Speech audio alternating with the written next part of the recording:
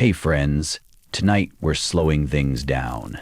No plagues, no chaos, just a quiet corner of the world where hope lingers like the scent of tea in the air, and laughter arrives when you least expect it. This is the story of Sarah's long wait.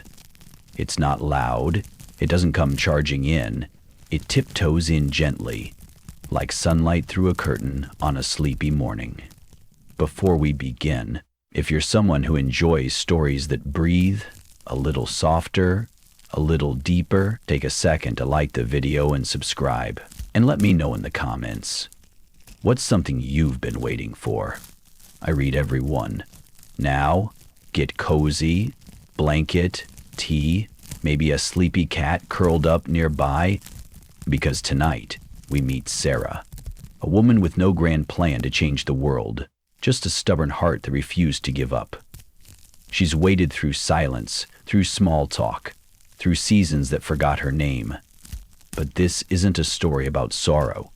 It's about the small laughs, the unexpected kindnesses, the way life quietly stitches things together when we're not looking.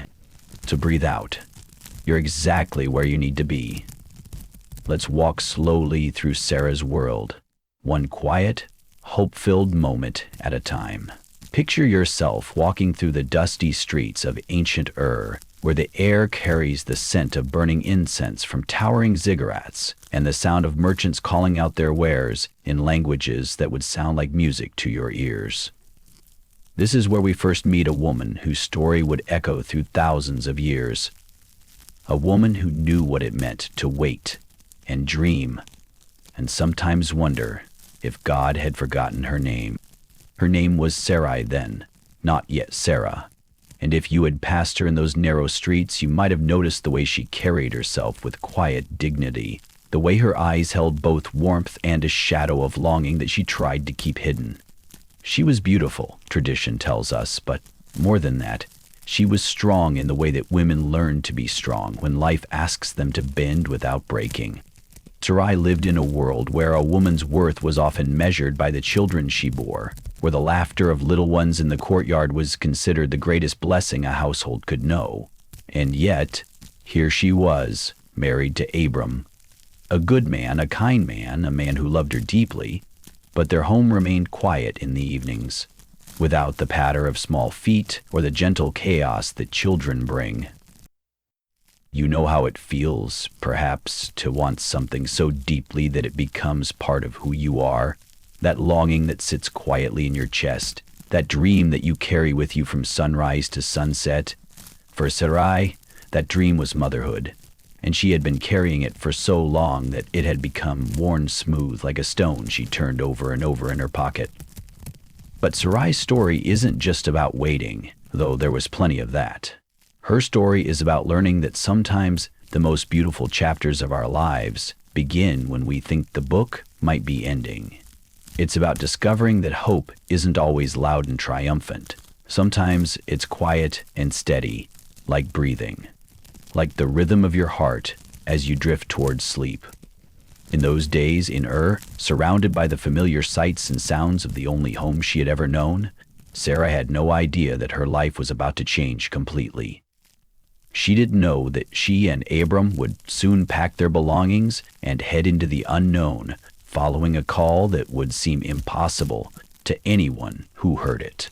She couldn't have imagined that her story would become one of the most cherished stories ever told, whispered by mothers to daughters, shared around countless fires on countless nights, just like this one.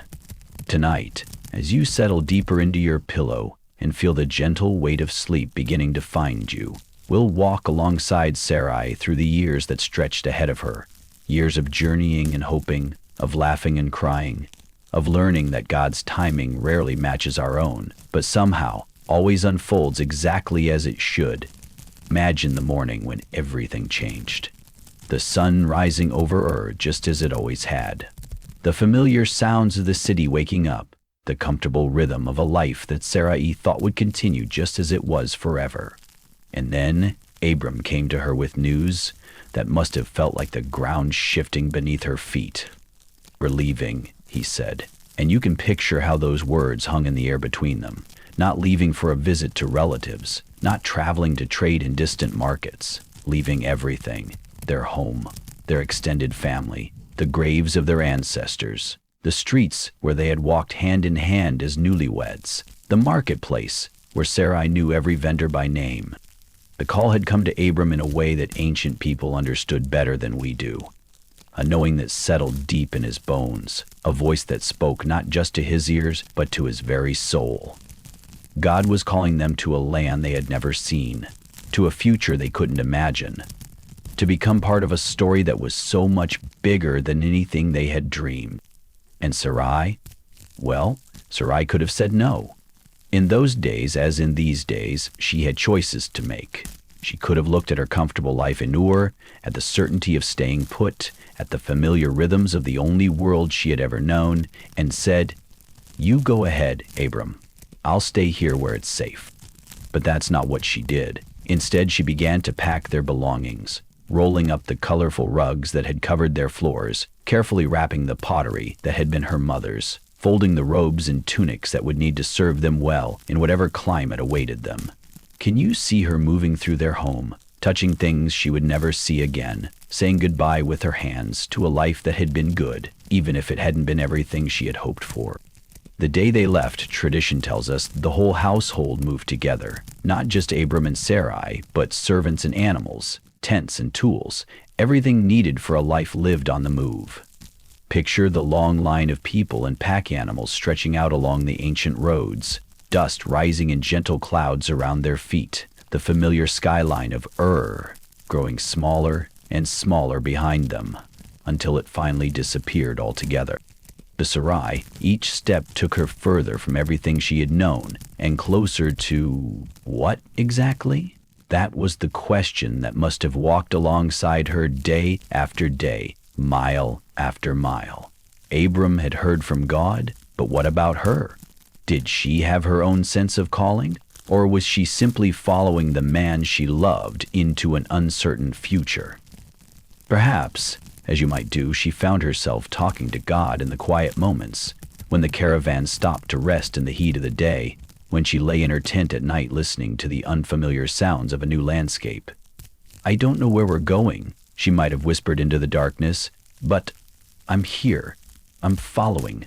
Help me trust that this journey has purpose, even when I can't see the destination." And slowly, as the days turned into weeks and the weeks into months, something beautiful began to happen. The journey itself became a kind of home. The rhythm of waking and packing and walking and stopping became familiar. The faces of their traveling companions became family, and Sarai began to discover that she was stronger than she had known, more adaptable, more capable of embracing the unknown than she had ever imagined. There's something magical about desert nights, isn't there? When the sun disappears behind the horizon and the sky transforms into a canvas of stars so bright and numerous that they seem close enough to touch. It was on such a night that Abram received a promise that would change everything. And Sarai, well, Sarai listened from the doorway of their tent, her heart caught between hope and disbelief.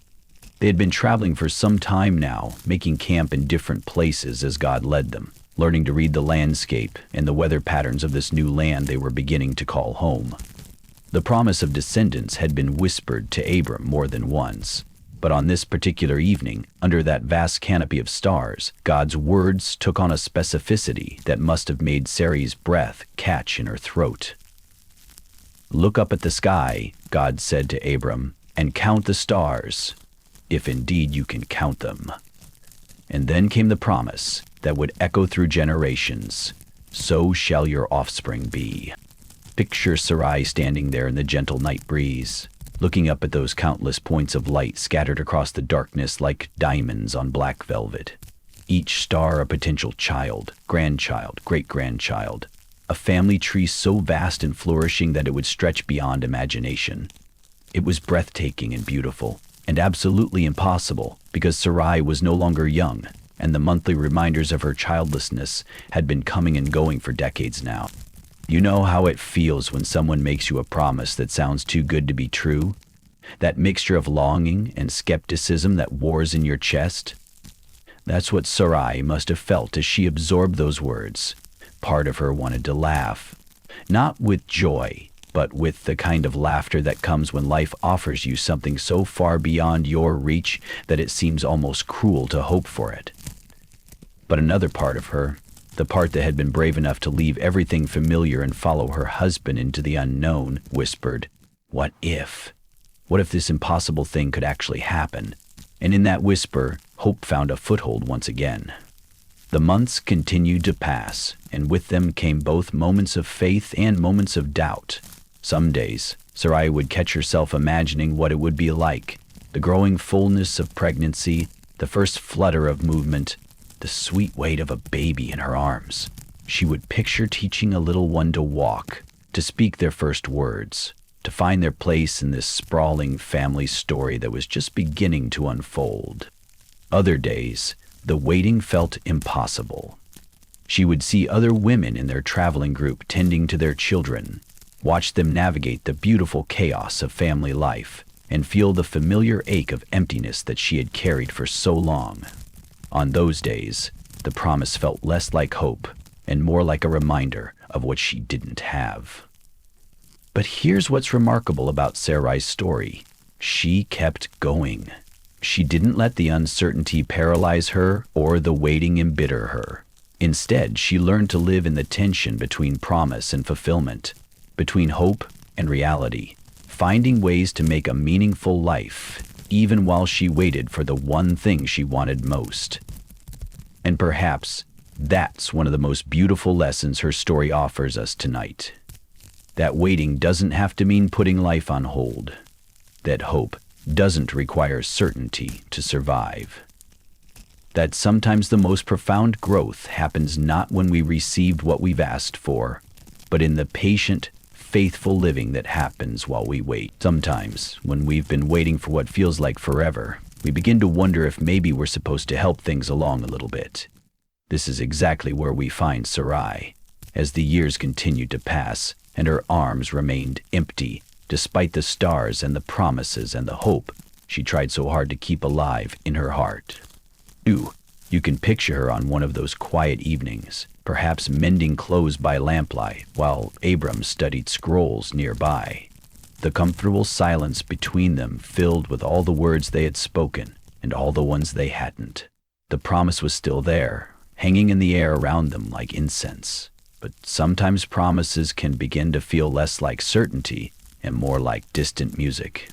Beautiful, but hard to grasp.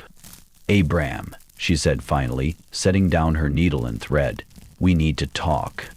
And so began one of those conversations that married couples know well, the kind where love and frustration and practical thinking all tangled together, where good intentions and desperation can lead to decisions that seem reasonable in the moment but feel complicated later on. Sarai had been thinking, she explained, and she had an idea. In their culture, it wasn't uncommon for a wife who couldn't bear children to offer her servant to her husband so that the child born would legally belong to the wife. It was a recognized practice, a solution that many families had used to ensure the continuation of their lineage, and Sarai had a servant, a young Egyptian woman named Hagar, who could make this possible. "Through her I can build a family," Sarai said, and you can hear both hope and resignation in her voice. Hope, because this felt like action, like doing something instead of just waiting. Resignation, because this wasn't the dream she had carried all these years. The dream of her own body growing round with new life, her own child nursing at her breast. Abram agreed, perhaps because he too was tired of waiting, or perhaps because Sarai's reasoning made sense in the context of their time and culture. And so Hagar became part of their family story in a way that would bring both blessing and complication, joy and heartache, in equal measure. The plan worked, at least partially. Hagar conceived quickly, and soon their household buzzed with the excitement of an expected child. But something neither Sarai nor Abram had anticipated began to happen. The dynamic between the women grew tense and difficult. Hagar, carrying what she knew would be Abram's heir, began to look at Sarai differently.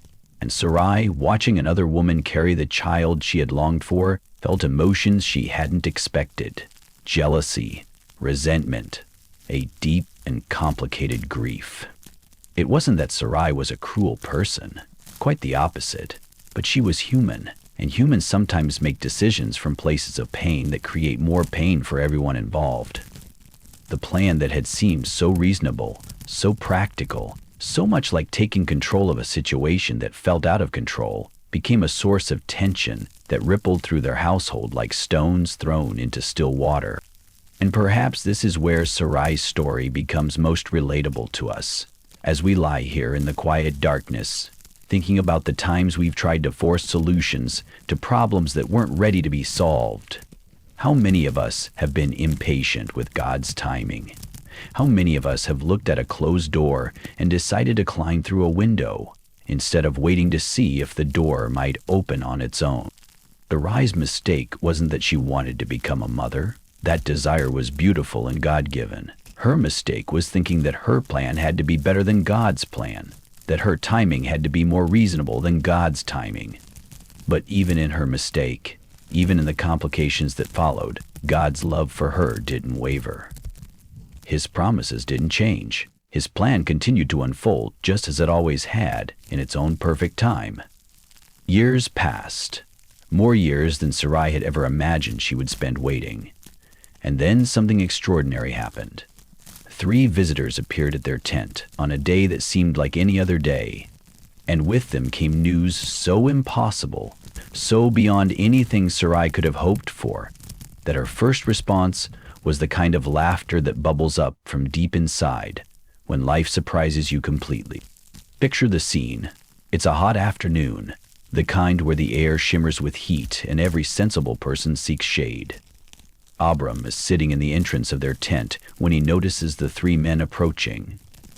There's something about them that makes him hurry to offer hospitality: water for their feet, rest in the shade, a meal prepared with care and attention. Sarah, for that was her name now. God had changed it from Sarai, along with changing Abram's name to Abraham, as if to mark the beginning of something entirely new.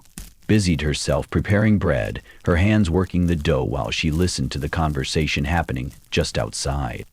And then she heard it. Words that stopped her hands mid-math. Words that seemed to hang in the air like a song she had forgotten how to sing. "I will surely return to you about this time next year, and Sarah, your wife, will have a son." Sarah pressed closer to the tent flap, her heart doing something complicated in her chest. A son? Now? She thought of her body, decades past the time when such things seemed possible. She thought of Abraham, his beard now white with age, his steps slower than they used to be. She thought of all the years of hoping and trying and waiting and finally accepting that some dreams are just too beautiful for this world. And then she laughed. Not a mean laugh, not a mocking laugh, but the kind of laughter that comes when joy and disbelief collide so suddenly that you can't contain the sound that wants to escape. It was the laughter of a woman who had learned to protect her heart from hope, suddenly being invited to hope again. It was the laughter of someone who had made peace with disappointment, being asked to risk the possibility of fulfillment. "Why did Sarah laugh?" the visitor asked, and Sarah felt her cheeks grow warm with embarrassment.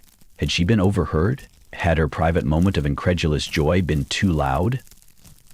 "I did not laugh," she said quickly, the way we sometimes deny our most honest reactions when they catch us off guard. But the visitor's response was gentle, not condemning. "No, but you did laugh." And in that moment, something beautiful happened. God didn't scold Sarah for her laughter. He didn't lecture her about faith or trust or believing in impossible things. Instead, he simply acknowledged what had happened. She had laughed at the idea of becoming a mother at her age. And then he asked a question that would echo through the ages.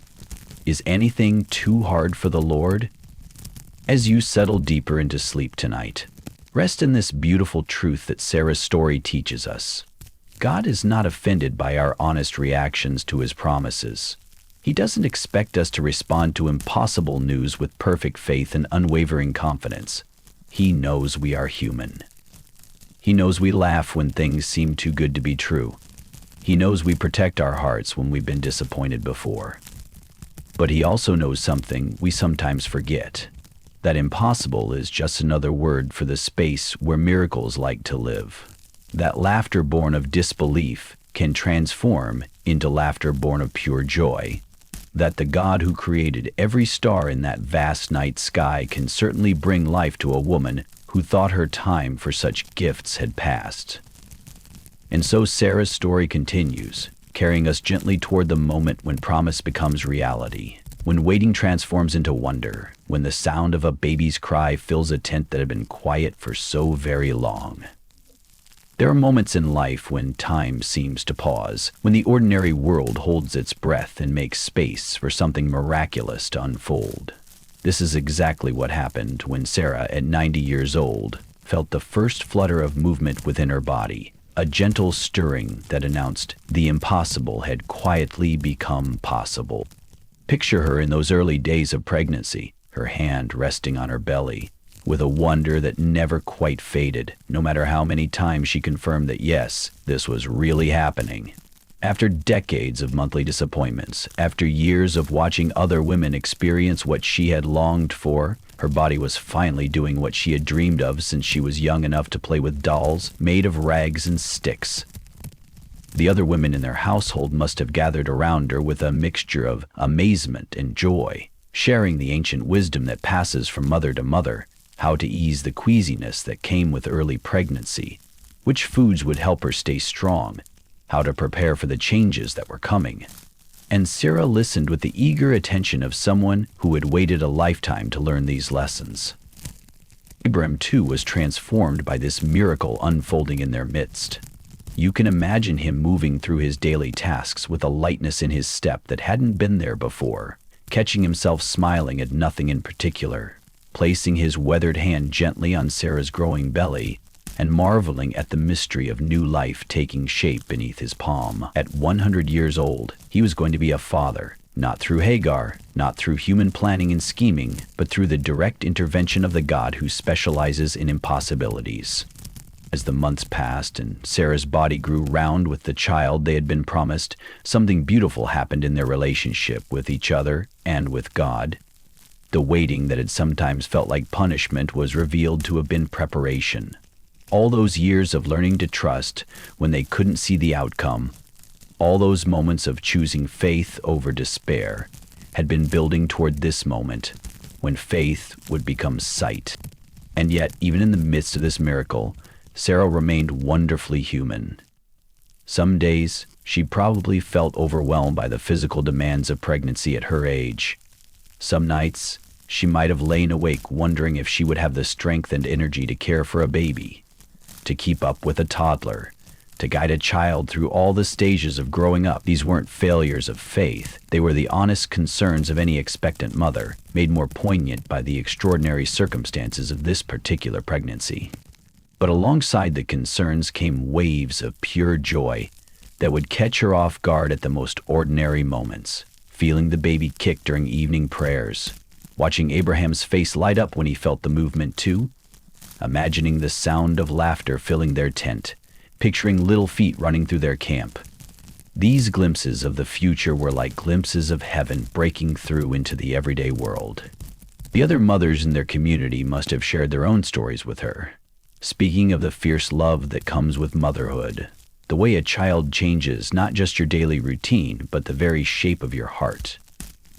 They would have told her about the sleepless nights that somehow don't feel like sacrifice when you're gazing into the face of your own miracle. About the way time both crawls and flies when you're watching a little person discover the world. And through it all, Sarah learned something profound about God's timing. What had felt like delay had actually been perfect preparation. The faith that had grown strong through years of waiting was exactly what she would need for the adventure of motherhood that lay ahead. The patience that had been cultivated through disappointment would serve her well in the beautiful, exhausting work of raising a child. The deep appreciation for this gift, sharpened by years of longing, would make every moment with her son more precious than it might have been if he had come easily. As she prepared for birth, Sarah must have reflected on the laughter that had escaped her when the visitors first announced this impossible promise. That laughter of disbelief was about to be transformed into laughter of pure joy. The day Isaac was born, laughter filled the camp in a way it never had before. Picture Sarah holding her son for the first time, this tiny miracle with his perfect fingers and toes, his soft breathing against her chest, his eyes that seemed to hold all the wonder of the world. After 90 years of waiting, after decades of hoping and praying and sometimes doubting, here he was, real, warm, unmistakably hers. "God has brought me laughter," Sarah whispered, her voice full of amazement and gratitude. "And everyone who hears about this will laugh with me." And indeed, the news spread throughout their household and beyond like ripples on still water. An old woman had given birth. The impossible had happened. God had remembered Sarah in the most beautiful way imaginable. The name Isaac means he laughs, and it was perfect, not just because of Sarah's laughter when the promise was first given, but because this child would bring joy wherever he went. You can picture him as a baby, gurgling contentedly in his mother's arms, bringing smiles to the faces of everyone who saw him. The miracle baby, the child of promise, the living proof that God's timing is always perfect, even when it doesn't match our own. Those early days of motherhood must have been both wonderful and overwhelming for Sarah. Here she was, learning to nurse and swaddle and soothe a crying baby at an age when many women were great-grandmothers. Her body, which had accomplished the miracle of pregnancy and birth, now had to find the strength for the round-the-clock demands of caring for an infant. Some nights she probably felt every one of her 90-plus years as she rose to feed Isaac yet again. But oh, the joy that outweighed every moment of exhaustion. The first time Isaac smiled at her, really smiled, not just the reflexive expressions of a newborn, but that moment of recognition when his eyes focused on her face and his whole being seemed to light up with happiness. The first time he reached for her, his tiny fingers grasping for the security of her presence. The first time he laughed out loud, a sound so pure and delightful that it seemed to echo the laughter of angels. Abraham, too, was completely besotted with his son. This man who had led tribes and made weighty decisions, who had walked with God and received extraordinary promises, was utterly charmed by a baby's babbling and could spend hours simply watching Isaac sleep.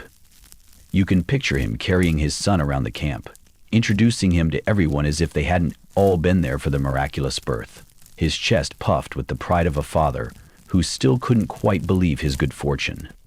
And the community around them, well, they had witnessed something extraordinary. They had seen an old woman grow round with child, had watched the impossible unfold day by day in their midst. Isaac wasn't just Sarah and Abraham's miracle. He was their miracle too. A reminder that the God they served was still in the business of doing things that defied explanation. As Isaac grew from infant to toddler, his personality began to emerge. Perhaps he was naturally joyful, quick to laugh and slow to fuss. Maybe he had Abraham's steady temperament or Sarah's spark of humor. Certainly he was curious about the world around him, taking his first steps among the goats and sheep, learning to speak by listening to the different languages spoken in their diverse household. Sarah must have treasured every milestone. The first word, was it mama or papa? The first wobbly steps. The first time he ran to her with skinned knees needing comfort. The first time he asked why about something he didn't understand. Each moment was precious, not just because she loved him, but because she remembered so clearly the years when she thought she would never experience any of these ordinary, extraordinary moments of motherhood. And in quiet moments, when Isaac was napping or playing contentedly at her feet, Sarah would sometimes look at him and marvel. This child, this beautiful boy, was the fulfillment of a promise that had seemed impossible. He was proof that God remembers his people, that he keeps his word, and that sometimes the very best gifts come to those who wait. There's something magical about watching a child discover the world, isn't there? Each day brings new wonders, new questions, new adventures that remind us what it means to see with fresh eyes. For Sarah, Every moment of Isaac's childhood felt especially precious, painted with the awareness that this gift had come after so much waiting. Picture Isaac as a little boy, perhaps 3 or 4 years old, toddling through their camp with the confident curiosity that children possess. He would have learned early that he was loved not just by his parents, but by everyone around him. The servants who had watched him grow from impossible promise to miraculous reality. The shepherds who carved him little wooden animals, the women who competed to spoil him with special treats. Sarah would follow him with her eyes as he explored, her heart caught between joy and the natural protectiveness that comes with being a mother. When he stumbled and fell, she felt it in her own knees. When he laughed with delight at something simple, a butterfly landing on his nose, a lamb following him around the pen, she laughed too, his joy becoming her joy in that mysterious way that happens between mothers and children. Abraham loved to tell Isaac stories, and you can picture them sitting together in the shade of their tent during the heat of the day. "Tell me about the stars, Papa," Isaac might say, and Abraham would launch into the tale of that night long ago, when God had promised that their family would grow as numerous as the lights scattered across the heavens. Isaac would look up at his father with wide eyes, not fully understanding, but sensing that he was part of something much bigger than himself. "And tell me about Mama's laughter," Isaac would request, because children love stories about themselves, about the time before they can remember.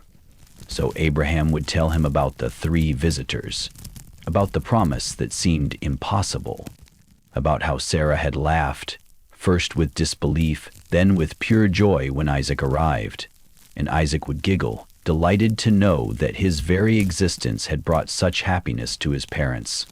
As Isaac grew older, he began to understand that his family was different from others they encountered. Most children had parents who were young and energetic. His parents were old, their hair white, their movements sometimes slow and careful. But instead of feeling embarrassed or different, Isaac seemed to sense instinctively that this made him special, not strange. He was the miracle baby, the child of laughter, the boy who had arrived when everyone said it was impossible. Sarah treasured the ordinary moments as much as the milestone ones. Braiding Isaac's hair in the morning, listening to his prayers at night, feeling his small hand slip into hers when they walked together through the marketplace. She had waited so long for these simple, daily intimacies of motherhood that none of them ever felt routine to her. Sometimes, other mothers would approach her for advice about their children, perhaps forgetting for a moment that despite Isaac being her first and only child, Sarah was actually older and more experienced in life than most of them. She would listen with the wisdom that comes from having lived long and waited much, offering gentle guidance that came not from book learning but from a heart that had been shaped by both suffering and joy. There were challenges, of course. Isaac had his moments of willfulness, as all children do. There were tears over scraped knees and hurt feelings, nights when he couldn't sleep because of bad dreams, days when his boundless energy exhausted even the patient Sarah. But even in the difficult moments, she found herself marveling at the privilege of it all. The privilege of comforting her own child, of being the one he ran to when the world felt scary, of having earned the title Mom after so many years of wondering if she ever would. And through it all, Isaac grew, not just in height and strength, but in character. He learned kindness by watching his parents show hospitality to strangers. He learned faith by listening to their prayers and stories. He learned joy by living with 2 people who never took for granted the miracle of his presence in their lives. Even in the midst of great joy, life has a way of reminding us that human hearts are complicated places, full of both love and struggle, grace and imperfection.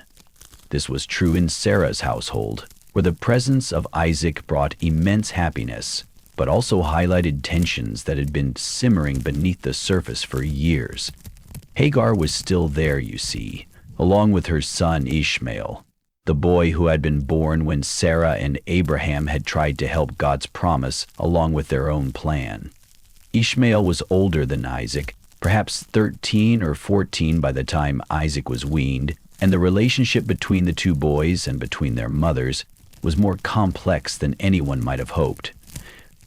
Picture the dynamics of this unusual household. Ishmael had grown up as Abraham's firstborn son, the heir apparent, accustomed to a certain position of honor and expectation. And then along came Isaac, the miracle baby, the child of promise, the one everyone called special. You can imagine how confusing and perhaps painful this might have been for a teenage boy who suddenly found himself no longer the center of attention. Sarah watched these interactions with the protective instincts of a mother who had waited 90 years for her child. When she saw Ishmael teasing Isaac, or when she perceived what she interpreted as mockery during Isaac's weaning celebration, something fierce rose up in her heart. This was her miracle child, her gift from God, and she would protect him with every breath in her body. "Get rid of that slave woman and her son," Sarah said to Abraham, her words sharp with the intensity of maternal protection. "The son of that slave woman will not share in the inheritance with my son Isaac." It was a harsh demand, made by a woman whose love for her child overwhelmed her compassion for others in that moment. And here we see Sarah at her most human, don't we? She wasn't perfect, despite being the mother of the child of promise. She was capable of jealousy, of treating others unkindly when she felt her child was threatened. The same fierce love that made her a devoted mother also made her capable of actions that were less than gracious toward Hagar and Ishmael. Abraham was torn, as any father would be. Ishmael was his son too, even though he wasn't the child of promise. The thought of sending away a boy he had raised and loved was deeply painful. But when God confirmed that Sarah's instincts were correct, that Isaac was indeed the child through whom the promise would continue, and that Ishmael would also be blessed but separately, Abraham made the difficult decision to let Hagar and Ishmael go. It was a morning filled with sorrow and complexity. You can picture Hagar packing her few belongings, her face a mixture of anger, hurt, and fear about the future. Ishmael trying to be brave but confused about why he was being sent away from the only home he had known. Abraham heavy-hearted as he watched his older son prepare to leave, placing provisions on Hagar's shoulders and speaking words of blessing over the boy. Sarah probably felt relief mixed with guilt.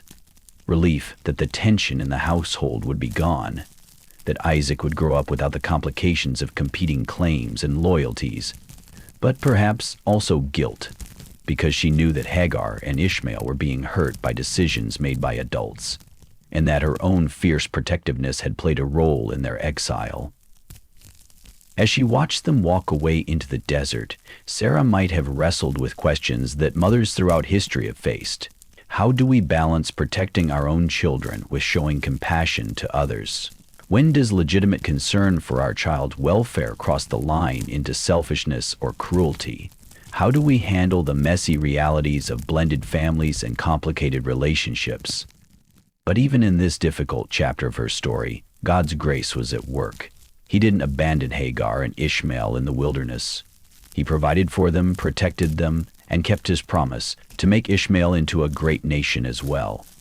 The story didn't end with loss and separation, but with God's faithfulness extending to every member of this complicated family, even when human emotions and decisions created pain and division.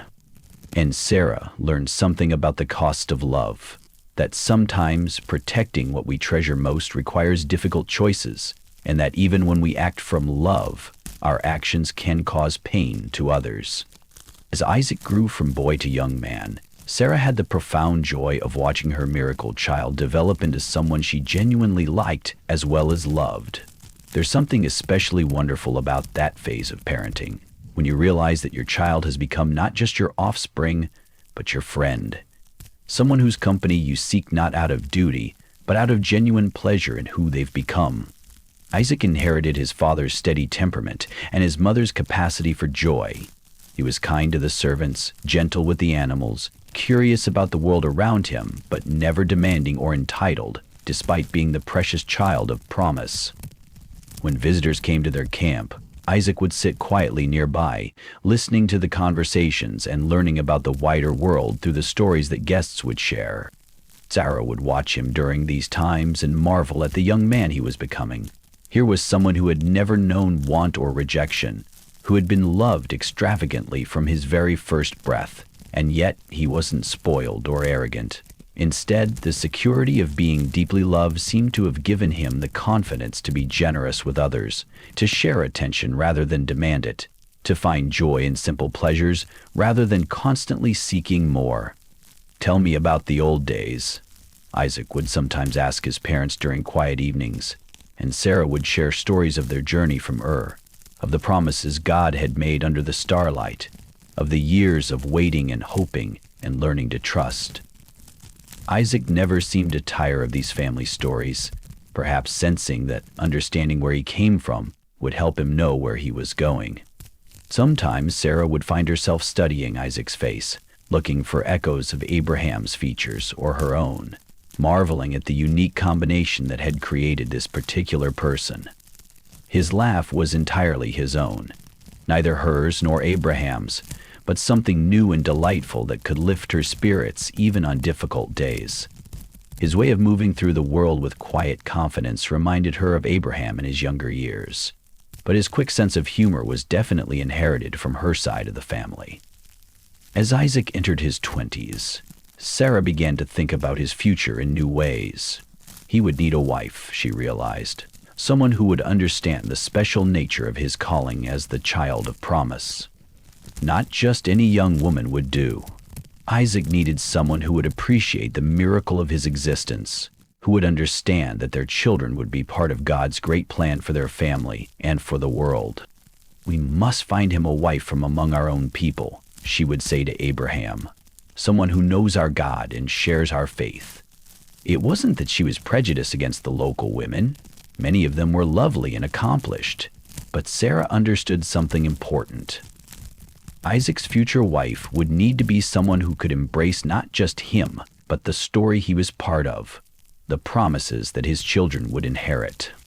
The thought of grandchildren filled Sarah with a different kind of anticipation than she had felt when waiting for Isaac.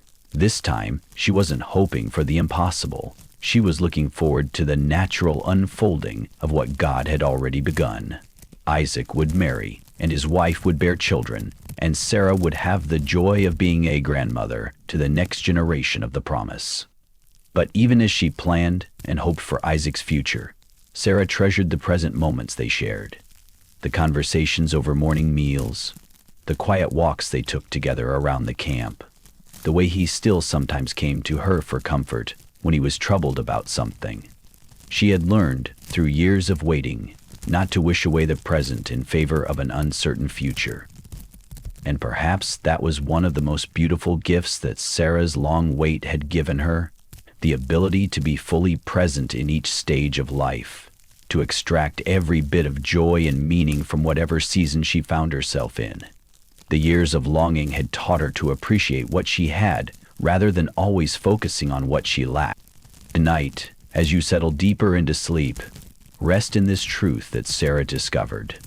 Sometimes the very experiences that feel like delays or disappointments are actually preparing us to receive and appreciate gifts that are coming in their perfect time. Sometimes waiting isn't punishment. It's preparation for joy we can't yet imagine.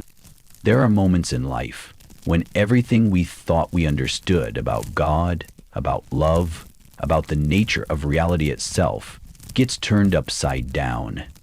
For Sarah, that moment came when Abraham returned from what should have been a routine trip with Isaac, but something in her husband's eyes told her that nothing would ever be routine again.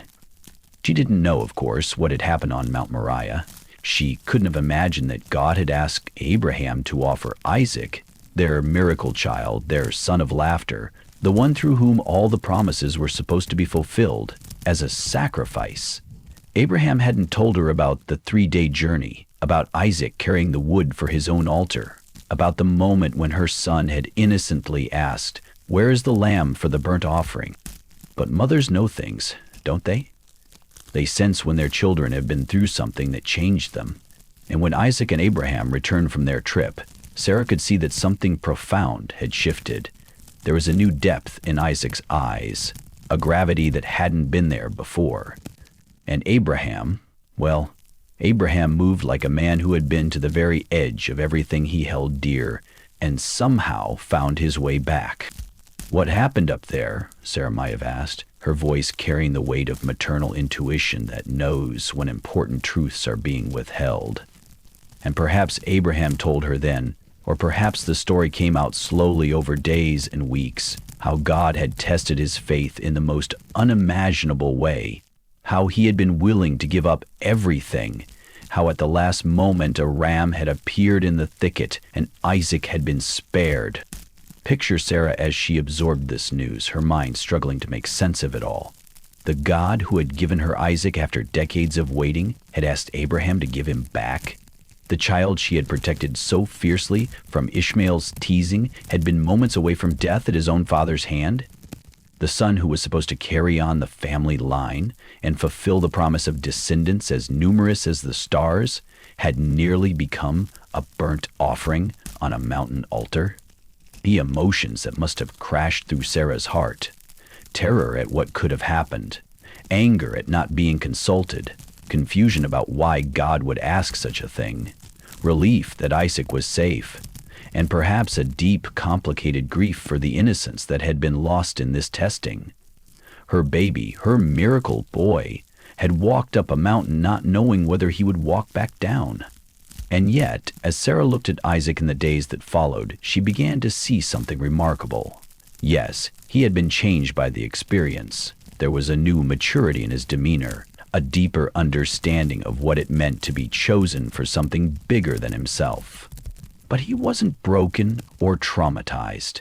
Instead, he seemed to carry a quiet confidence, as if he had learned something essential about trust and about the character of the God his family served. Patron provided a ram, Isaac might have told his mother, his voice still filled with wonder at the memory.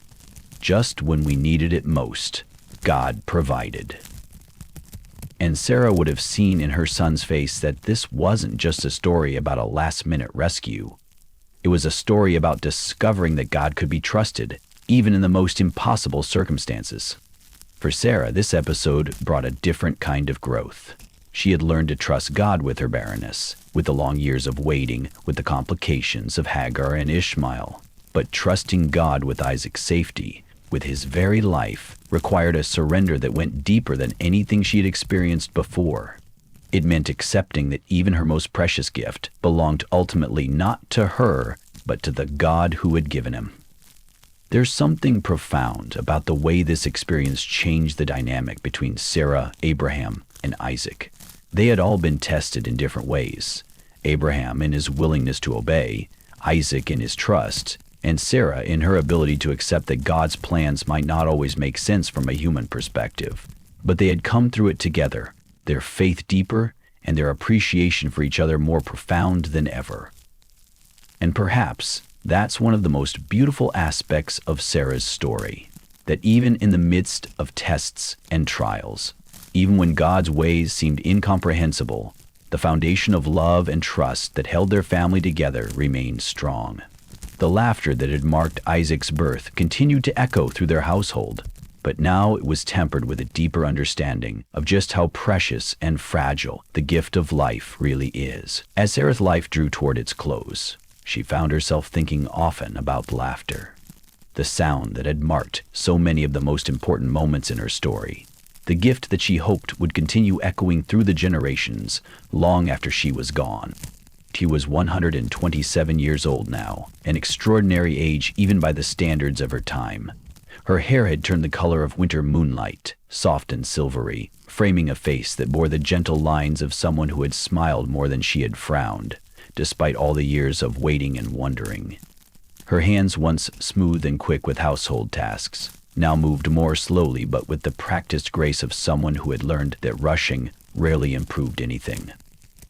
From her favorite spot under the great oak tree that Abraham had planted decades ago when they first settled in this place, Sarah could watch the daily rhythms of their expanded household. The tree itself had grown from a slender sapling into something magnificent and sheltering, its branches wide enough to provide shade for multiple generations, much like their family had grown from two elderly wanderers into this thriving community of children and grandchildren. servants and their families, visitors and friends. She had lived to see her grandsons grow into young men with personalities and purposes as distinct as their faces. Jacob, now 27, had developed into someone thoughtful and complex, someone who wrestled with deep questions and wasn't satisfied with simple answers. Sarah would often find him in the early morning hours, sitting alone with the flocks, his dark eyes focused on some internal conversation that she recognized from her own years of pondering God's mysterious ways. "What are you thinking about, my dear one?" she had asked him just last week, settling beside him with the careful movements that had become necessary as her joints grew stiff with age. Jacob had looked at her with those penetrating eyes that seemed to see more than most people. "I'm thinking about dreams, grandmother, about the strange ones I've been having, where I see ladders reaching to heaven and hear voices calling my name. Do you think God still speaks to people the way he spoke to grandfather Abraham?" Sarah had smiled, remembering her own questions at his age, her own wrestling with the reality of divine communication. "Oh, my precious boy," she had said, reaching out to touch his cheek with her weathered hand. "I think God speaks to those who are listening. The question isn't whether he's speaking. It's whether we have ears to hear and hearts ready to respond." Esau, meanwhile, had become exactly what his early energy had promised, a man of action and appetite, someone who lived life with gusto and passion. At 27, he was robust and ruddy, with arms strong from hunting and a laugh that could be heard across the camp. He would burst into Sarah's presence like a whirlwind, full of stories about his latest adventures, his eyes bright with the joy of someone who found each day an exciting possibility. "Tell me about your hunt, dear one," Sarah would say when he arrived, dusty and exhilarated from days in the wilderness. And Esau would launch into elaborate tales of tracking and patience, of the moment when skill and opportunity converged, of the satisfaction of providing for his family through his own efforts. "But it's not just about the hunt, grandmother," he had told her recently, his voice growing more serious as he cleaned his bow with practiced hands. "It's about understanding my place in the wild spaces, about learning to read the signs that most people miss. I think God teaches us different things through different gifts. They're both part of the promise," Sarah would tell Isaac during their long conversations in her final years. When father and son would visit her together in the evenings, the three of them watching the sun paint the sky in shades of gold and rose. Different as they are, they're both carrying forward what God began with us. Isaac, now 67, and bearing the quiet dignity of a man who had learned to lead without demanding attention, would nod thoughtfully. His hair was graying at the temples, and there were lines around his eyes that spoke of years spent squinting into the sun while overseeing flocks and fields. But his face still held the gentle kindness that had characterized him as a child, and his love for his family radiated from him like warmth from a banked fire. "Sometimes I wonder if I did enough to prepare them," Isaac would say, his voice carrying the weight that comes to any parent who realizes their children are becoming independent adults. "The world they're inheriting is more complex than the one I grew up in. There are more nations, more conflicts, more choices to navigate. You gave them what your father and I gave you," Sarah would reassure him, her voice still clear despite her advanced age.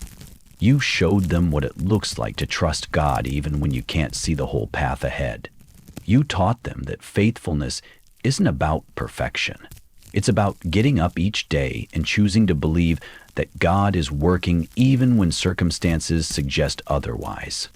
Abraham, now 137 and moving with the careful deliberation of extreme age, would join these conversations when his energy permitted. His voice had grown softer with the years, but his mind remained sharp, and his presence still commanded respect throughout their community. Sarah would watch him with eyes full of love and shared history, remembering the young man who had first suggested they leave everything familiar to follow God's call. "Do you ever regret it?" she had asked him one evening as they sat together watching their grandsons return from their respective daily activities, Jacob from the pastures, Esau from the hills. "Regret what, my beloved?" Abraham had replied, though she could see in his eyes that he already knew what she meant. "All of it. The leaving, the waiting, the uncertainty. The times when we had to admit we didn't understand what God was doing, the mistakes we made along the way. Sarah's voice was gentle, without accusation, simply the honest questioning of someone looking back over a long and complicated journey. Abraham had been quiet for a long moment, his gaze moving from their grandsons to their son, from Isaac to Rebekah, who was approaching with baby clothes in her arms, evidence of another grandchild on the way. "How could I regret the path that led to this?" he said finally. "Even the difficult parts taught us something essential about who God is and who we are in relation to Him." Looking back over her long life, Sarah could see the thread of divine faithfulness woven through even the most difficult chapters. The years of barrenness hadn't been wasted. They had taught her patience and deepened her appreciation for the gift of motherhood when it finally came. She had learned during those long decades that waiting wasn't passive. It was an active choice to trust that God was working even when she couldn't see evidence of His activity.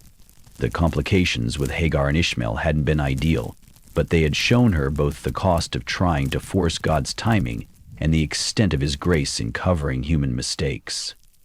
Sarah still thought about Hagar sometimes, wondering how her life had unfolded in the wilderness.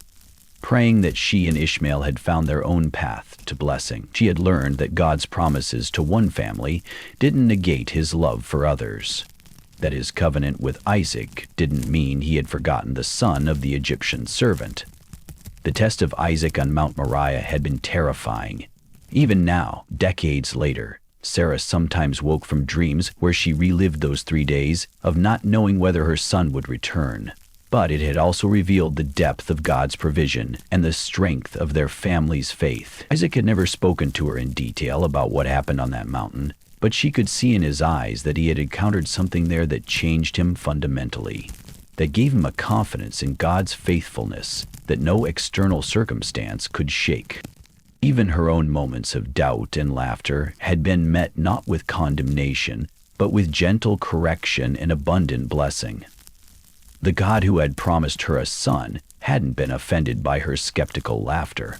Instead, He had transformed that laughter into joy and given it as a name to the very child she had doubted she could bear. "What do you want them to remember about you?" Rebekah asked one day as they sat together watching Jacob and Esau practice their different skills. Jacob was in the near pasture, moving among the sheep with quiet efficiency, checking each animal with the thoroughness of someone who understood that small problems became big ones if left unattended.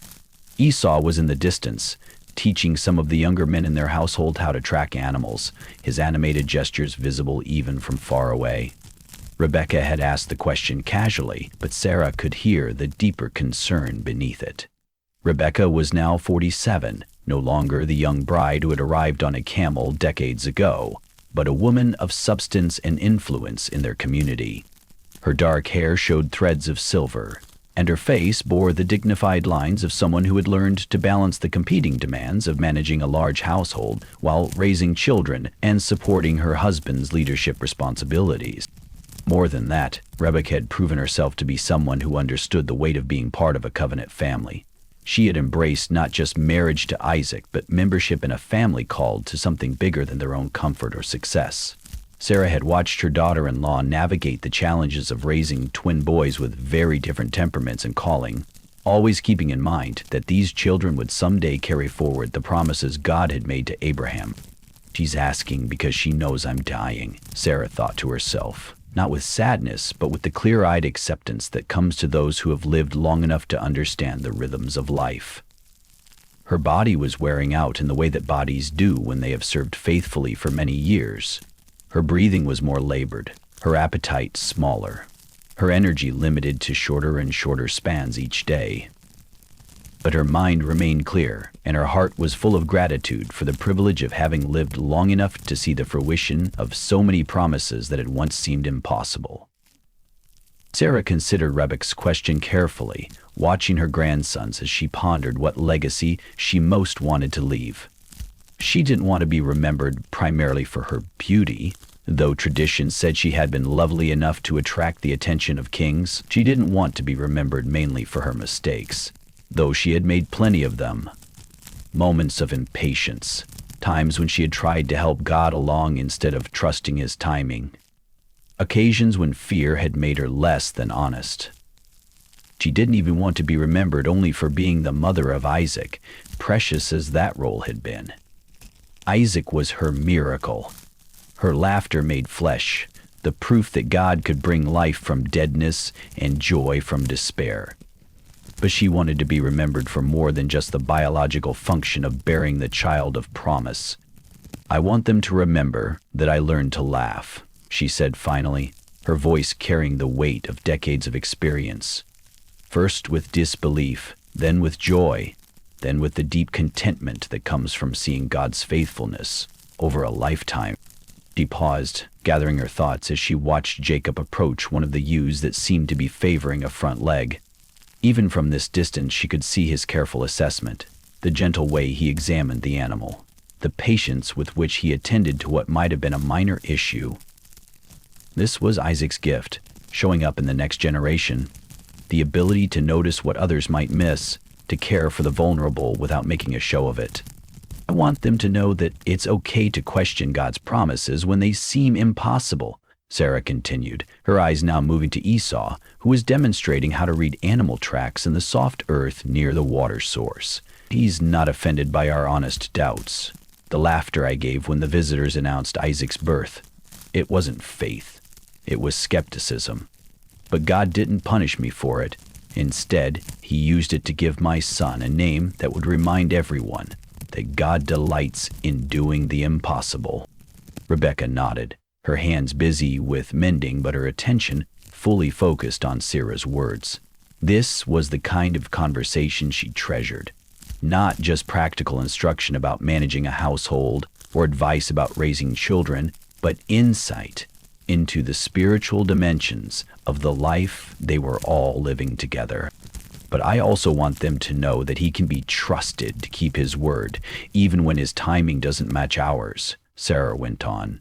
"The promises he made to Abraham about descendants and land and blessing, they seemed so impossible when we were old and childless. I spent decades believing that perhaps I had misunderstood, that maybe the blessing would come through someone else, in some other way." She shifted slightly in her seat, accommodating the stiffness that was becoming a constant companion. "What I didn't understand then was that the waiting itself was part of the gift. Those years taught me things about faith and patience and God's character that I never could have learned if Isaac had been born when I expected him to be. The delay wasn't God being cruel or forgetful. It was God being thorough, preparing me to be the mother that Isaac needed, the grandmother that Jacob and Esau would need." As her health began to decline more noticeably in the following weeks, Sarah found peace in the knowledge that she was leaving behind not just biological descendants, but a spiritual legacy. The conversations she had shared with Isaac over the years had shaped him into a man who could lead their family with both strength and gentleness. The stories she had told Rebecca about their early journeys had given her daughter-in-law a framework for understanding the significance of their calling and the responsibilities that came with it. Jacob had absorbed her lessons about wrestling with difficult questions, about the difference between honest doubt and rebellious unbelief. She could see in his thoughtful nature the same spiritual hunger that had driven Abraham to leave Ur, the same willingness to grapple with God that had characterized her own journey from skepticism to faith. Esau had learned from her that faith could be expressed through action as well as contemplation, that serving God didn't require abandoning the gifts and interests that made him unique. His love for the outdoors, his skill as a hunter, his ability to provide for others through his own efforts. These weren't distractions from his spiritual calling, but expressions of it. The laughter that had given Isaac his name continued to ring through their household. In the boys' playful competition, in the gentle teasing between Isaac and Rebekah, in Abraham's delight at being surrounded by so much life and energy in his extreme old age. Sarah had worried during her long years of waiting that her story might end in emptiness and disappointment. Instead, it was ending in fullness and joy. There were practical matters to attend to as well. Sarah found herself having quiet conversations with Isaac about the future management of their household, about which servants could be trusted with greater responsibility, about how to maintain the hospitality for which their family had become known throughout the region. "Remember that people are watching us," she would tell him during these discussions.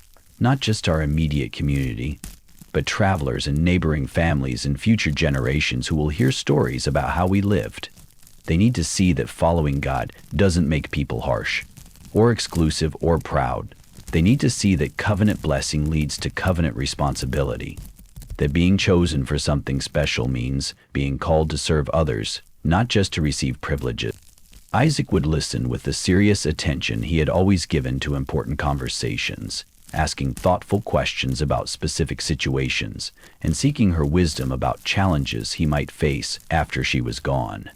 These talks gave Sarah deep satisfaction, confirming that the leadership of their family would continue in capable and faithful hands.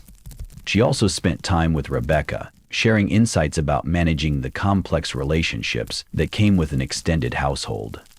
There were servants and their families to consider, visitors who might stay for weeks or months, marriage negotiations for young people in their community, business relationships with neighboring tribes, and the constant need to balance hospitality with security. The hardest part, Sarah told her one afternoon as they worked together preparing food for a group of travelers who had arrived the previous evening, is learning to discern which decisions are yours to make alone and which ones require consultation.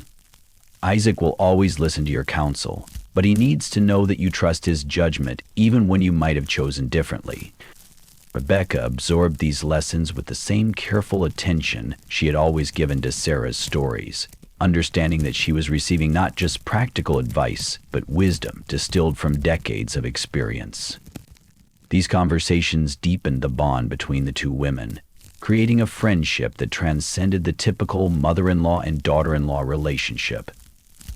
When the time came for her to take her final rest, Sarah faced it with the same quiet faith that had sustained her through all the other transitions of her life. She had learned to trust God's timing in matters of birth and growth and blessing. Now she would trust his timing in matters of death and whatever lay beyond.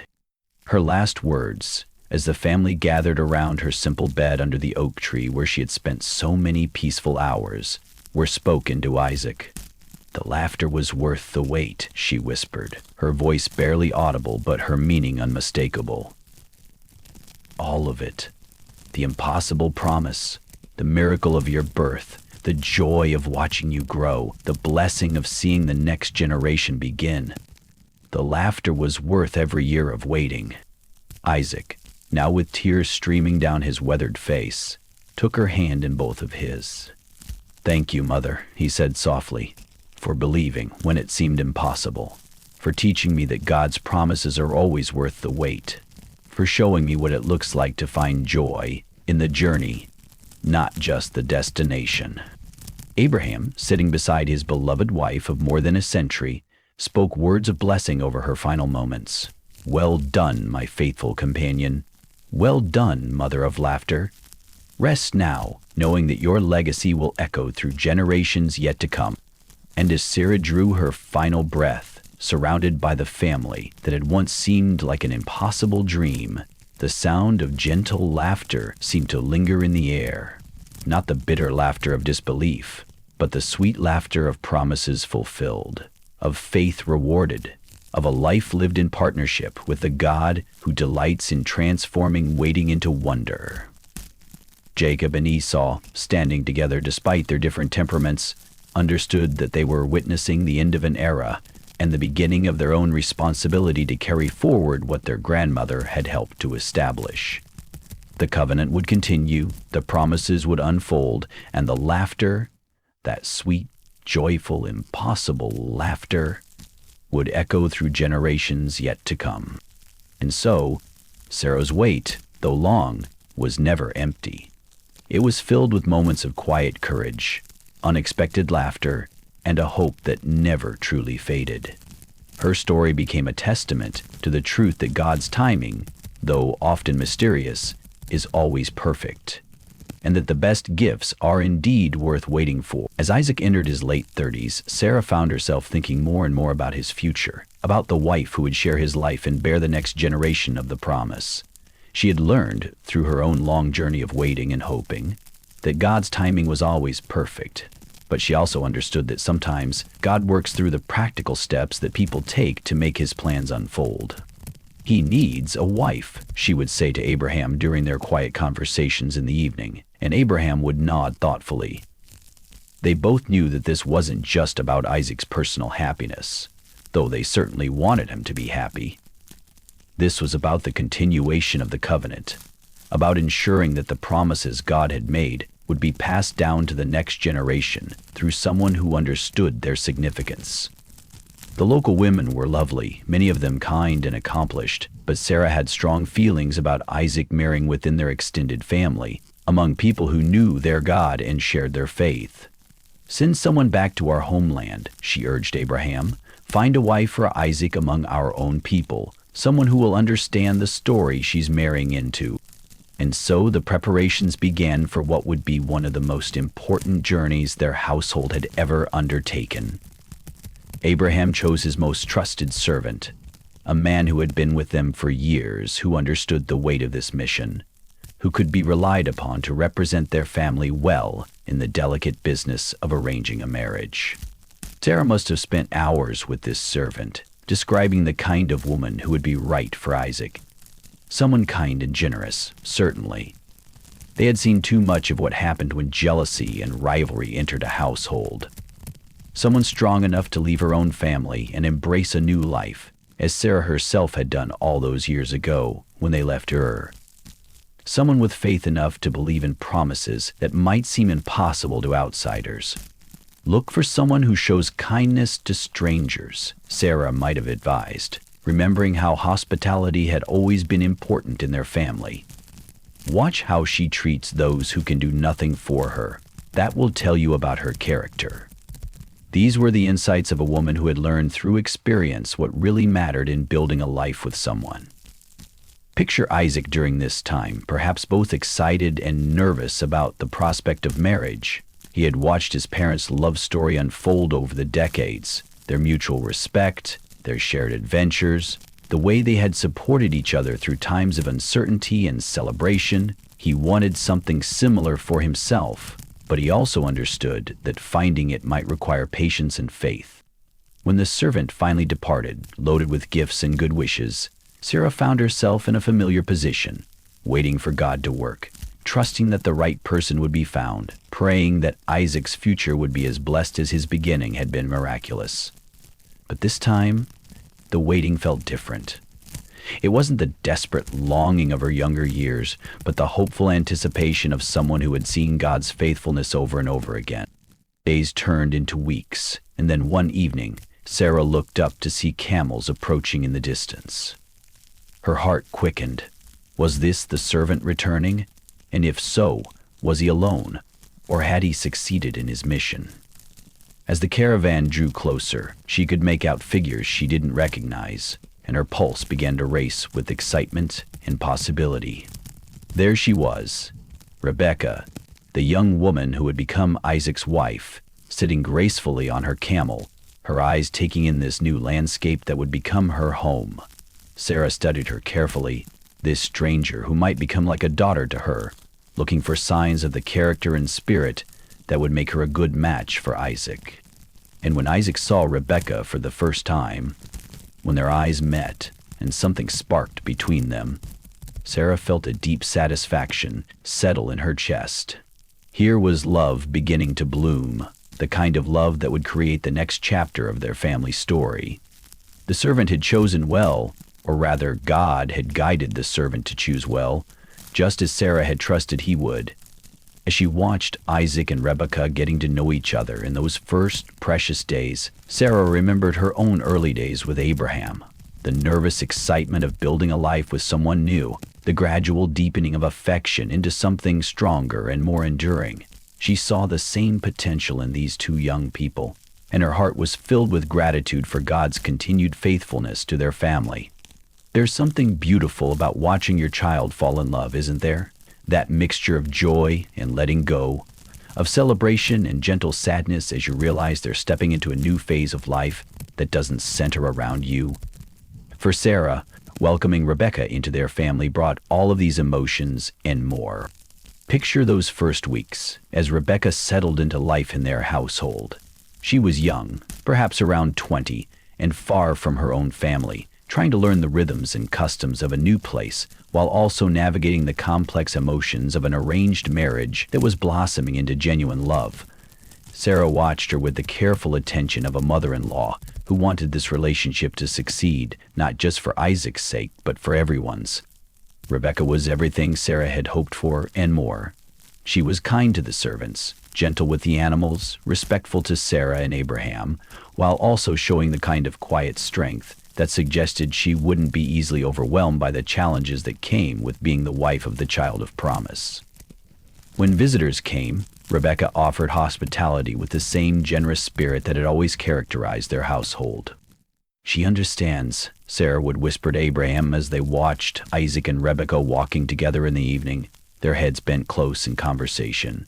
"She understands that she's not just marrying Isaac. She's becoming part of something bigger."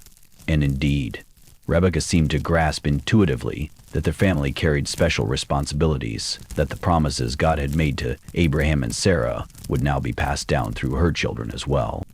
Sarah took particular pleasure in teaching Rebecca the family stories, not just the basic facts, but the emotional texture of their journey.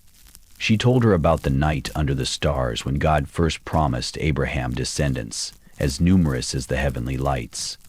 She shared the story of her own laughter when the visitors announced Isaac's coming birth. She explained about the years of waiting, the mistakes they had made with Hagar, the lessons they had learned about trusting God's time. "Why did you laugh?" Rebecca asked one day as they worked together preparing a meal, her eyes sparkling with curiosity about this detail that had given Isaac his name. Sarah paused in her kneading, remembering that moment so long ago when the promise had seemed too beautiful to believe. "Because it felt impossible," she said simply. "I had given up hoping for a child, and then God offered me something beyond my wildest dreams." Sometimes, laughter is the only response when God surprises us with his goodness. Rebecca listened to these stories with the attention of someone who understood she was receiving a precious inheritance. Not just the material blessings of joining a prosperous household, but the spiritual legacy of a family that had learned to walk with God through both ordinary days and extraordinary moments. And Sarah found herself experiencing a new kind of joy. Watching Isaac with Rebekah reminded her of her own early days with Abraham, but it also gave her glimpses of the future that was coming. Rebekah would bear children, Sarah was sure of it. The promise that had seemed to end with Isaac would continue through the next generation, and Sarah would have the privilege of being a grandmother to the heirs of the covenant. Sometimes, late at night, Sarah would lie awake thinking about the fullness of her life. She, who had been barren for so many years, now lived in a household that rang with the laughter of young love. She, who had once felt forgotten by God, now saw his faithfulness extending into the next generation. She, who had learned to find meaning in waiting, now had the joy of watching promises unfold in real time. The transition wasn't entirely smooth, of course. No family adjustment ever is. There were moments when Rebekah felt homesick for her parents and siblings, times when she struggled with the weight of expectation that came with being married to the child of promise. Sarah, drawing on her own experience of leaving everything familiar to follow God's call, was able to offer comfort and perspective during these difficult moments. "I remember feeling lost too," she would tell Rebekah when the younger woman was struggling with loneliness or uncertainty. "It takes time to build a new home in your heart. But look around you. See how Isaac's face lights up when you enter a room? See how Abraham and I have come to love you like our own daughter? You belong here now. This is your family, and these promises are your inheritance too." And gradually, beautifully, it became true. Rebekah found her place in their household, not as an outsider who had been welcomed in, but as someone who belonged there, who was essential to the unfolding of God's plan for their family. The day Sarah first held her grandson, she understood in a new way what it meant for God to keep his promises across generations. Picture her cradling the tiny baby, one of the twins that Rebekah had carried, Jacob or Esau. Both of them perfect and precious, and absolutely confirmation that the covenant was continuing into the future just as God had said it would. So, this is what it looks like.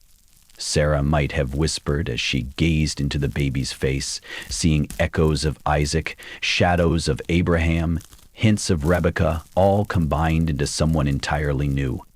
This is how the promise grows, one child at a time, one generation at a time, each one carrying forward what was given to us. Being a grandmother brought Sarah joys she hadn't anticipated. With Isaac, every milestone had felt weighty with significance. He was the miracle child, the one through whom the covenant would continue, and the pressure of that calling had sometimes made even ordinary moments feel extraordinary. But with her grandsons, Sarah could simply enjoy watching small personalities develop, without feeling responsible for ensuring God's promises came to pass. She delighted in the differences between the twins. Esau, ruddy and energetic, seemed to burst with life from his earliest days. He would grab at everything within reach, cry with gusto when he was unhappy, and charm everyone with his ready smiles. Jacob was quieter, more thoughtful, content to study faces and listen to conversations with an intensity that suggested he was already learning important lessons about the world around him. "They're both perfect," Sarah would say when people tried to get her to choose favorites, though privately she marveled at how God could use such different personalities to accomplish his purposes.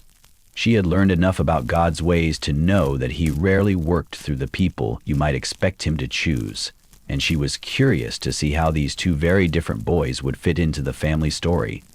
The household had a different energy now, filled with the sounds that come with babies and toddlers, laughter and crying, the patter of small feet, the constant hum of activity that surrounds young children.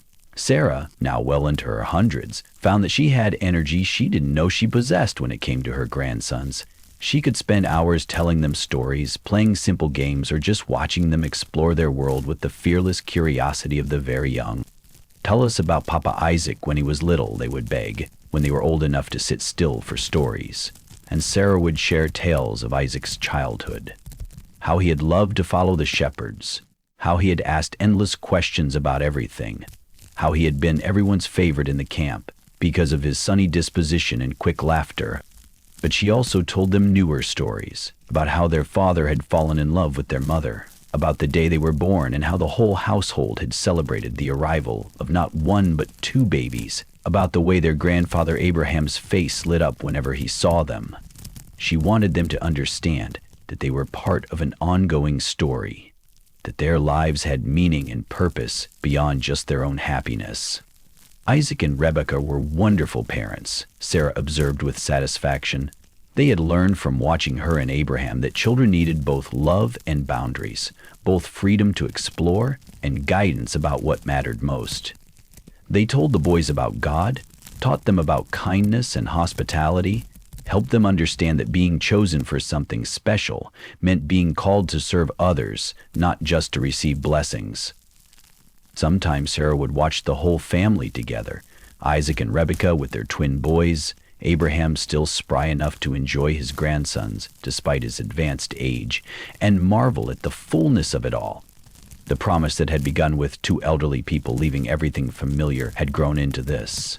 A household filled with love and laughter, children who would carry the covenant forward, proof that God's faithfulness extended not just to individuals, but to families and communities and nations. And in quiet moments, when the boys were napping and the household was peaceful, Sarah would reflect on the journey that had brought them all to this point. The years of waiting had been hard, but they had also been preparation for appreciating what came later. The disappointments had taught her not to take good gifts for granted. The times of uncertainty had deepened her faith in ways that easy answers never could have. She was grateful, not just for Isaac, not just for Rebekah and the grandsons, but for the whole complicated, beautiful, difficult, miraculous journey that had brought them all together. As Sarah's life drew toward its close, she found herself thinking often about laughter, the sound that had marked so many of the most important moments in her story, the gift that she hoped would continue echoing through the generations long after she was gone. She was 127 years old, an extraordinary age even by the standards of her time, and she had lived to see her grandsons grow into young men with personalities and purposes of their own. Jacob had developed into someone thoughtful and complex, someone who wrestled with deep questions and wasn't satisfied with simple answers. Esau had become exactly what his early energy had promised, a man of action and appetite, someone who lived life with gusto and passion. They're both part of the promise. Sarah would tell Isaac during their long conversations in her final years, different as they are both carrying forward what God began with us. She had learned enough about God's ways to know that He often worked through unlikely people and unexpected circumstances, and she trusted that whatever path lay ahead for her grandsons, it would somehow serve His purposes. Looking back over her long life, Sarah could see the thread of divine faithfulness woven through even the most difficult chapters. The years of barrenness hadn't been wasted. They had taught her patience and deepened her appreciation for the gift of motherhood when it finally came. The complications with Hagar and Ishmael hadn't been ideal, but they had shown her both the cost of trying to force God's timing and the extent of His grace in covering human mistakes. The test of Isaac on Mount Moriah had been terrifying, but it had also revealed the depth of God's provision and the strength of their family's faith. Even her own moments of doubt and laughter had been met not with condemnation, but with gentle correction and abundant blessing. "What do you want them to remember about you?" Rebekah asked one day as they sat together watching Jacob and Esau practice their different skills. Jacob tending the flocks with careful attention, Esau preparing for another hunting expedition. Sarah considered the question carefully. She didn't want to be remembered primarily for her beauty, though tradition said she had been lovely. She didn't want to be remembered mainly for her mistakes, though she had made plenty of them. She didn't even want to be remembered only for being the mother of Isaac, precious as that role had been. "I want them to remember that I learned to laugh," she said finally. "First with disbelief, then with joy, then with a deep contentment that comes from seeing God's faithfulness over a lifetime. I want them to know that it's okay to question God's promises when they seem impossible. He's not offended by our honest doubts. But I also want them to know that He can be trusted to keep His word, even when His timing doesn't match ours." As her health began to decline, Sarah found peace in the knowledge that she was leaving behind not just biological descendants, but a spiritual legacy. Isaac had learned from her and Abraham what it meant to walk with God through uncertainty. Rebekah had embraced not just marriage to Isaac, but membership in a family called to something bigger than themselves. Jacob and Esau, different as they were, had both been raised with an understanding of their place in God's ongoing story.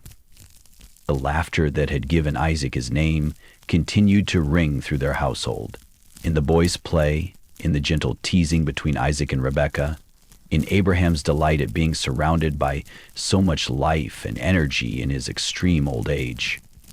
Sarah had worried during her long years of waiting that her story might end in emptiness and disappointment. Instead, it was ending in fullness and joy. When the time came for her to take her final rest, Sarah faced it with the same quiet faith that had sustained her through all the other transitions of her life. She had learned to trust God's timing in matters of birth and growth and blessing. Now she would trust His timing in matters of death and whatever lay beyond. Her last words, tradition tells us, were spoken to Isaac. "The laughter was worth the wait," she whispered. "All of it, the impossible promise, the miracle of your birth, the joy of watching you grow, the blessing of seeing the next generation begin. The laughter was worth every year of waiting." And as you drift towards sleep tonight, carried along by Sarah's story of patience and promise, of waiting and wondering and finally witnessing God's faithfulness, may you rest in this truth, that the God who remembered Sarah in her longing remembers you in yours.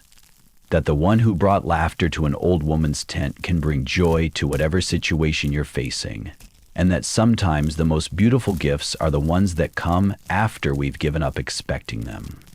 Sleep well, knowing that Sarah's laughter echoes still, a reminder that God's promises are always worth the wait. And so, Sarah's wait, though long, was never empty. It was filled with moments of quiet courage, unexpected laughter, and a hope that never truly faded. If her story touched your heart, we'd love to hear from you. Share your thoughts in the comments, or your own stories of waiting, hoping, and finding joy in the in-between.